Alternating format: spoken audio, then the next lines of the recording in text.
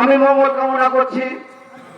মঙ্গল কামনা করছি এ কারণেই, এই প্রতিষ্ঠানের হাত ধরেই এই মির্জাপুরে যে কেন্দ্রীয় গোরস্থান প্রতিষ্ঠিত হয়েছে, এই গোরস্থান আজকে 0 থেকে প্রায় 11 থেকে 12 বিঘা জমি ক্রয় করতে সক্ষম হয়েছে। তাই আমি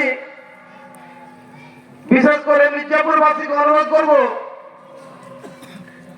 এই সংগঠন যদি এই উদ্যোগ না নিত তাহলে এই কেন্দ্রীয় গোরস্থান তৈরি করা সম্ভব হতো না।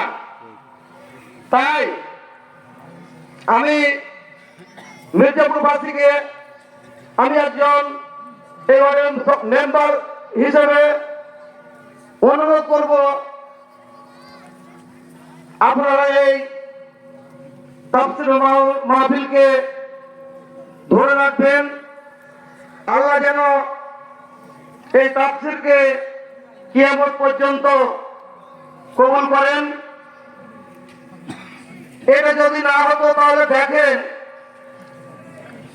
প্রত্যন্ত এলাকা, গরিব এলাকা, এই কথাটির মানে এটাই হচ্ছে যে এই গোরস্থান যদি না থাকতো তাহলে গরিব দুঃখী এতিম মানুষদের আমরা আপনারা কোথায় কবর দিতেন বলেন?